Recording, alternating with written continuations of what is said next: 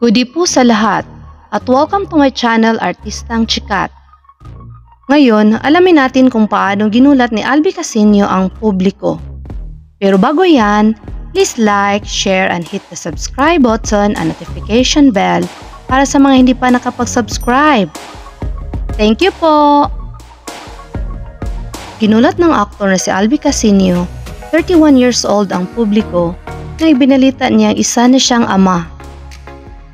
June 11, 2024, Martes ng gabi, binahagi ni Alby ang video ng pagdating niya sa San Francisco International Airport kung saan masaya siyang sinalubong ng kaniyang mag-ina.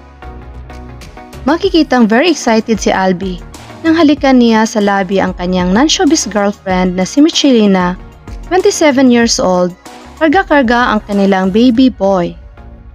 Base sa caption ni Alby, ang pangalan ng kaniyang anak ay si Roman Andrew. Ito ang unang pagkakataong nakita ni Alby ng personal ang anak na isinilang sa Amerika. Pero walang binahaging detalye si Alby kung kailan isinilang ang anak.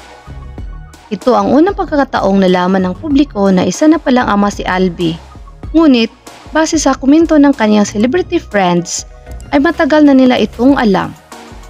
Isa sa mga unang nagkomento sa post ni Alby ay ang singer-actor, TV host na si Darren Espanto.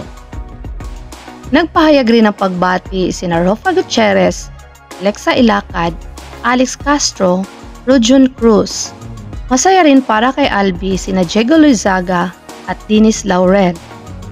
Mukhang si Darren ang isa sa may alam na magiging ama na si Alby dahil sa paglilabor pa lang ni Michelina ay nag-uusap na sila. Binahagi ni Alby na makikitang tulog ang anak habang nasa sasakyan sila. Pinakilala ni Alby ang non-showbiz girlfriend na si Michelina noong May 2023. Ang pagsasapubliko ni Alby sa kanilang relasyon ay kasabay ng kanyang ika-30th birthday at unang taon nila bilang magkasintahan noong May 14, 2023. Congratulations to the new parents Alby and Michelina. Thank you for watching.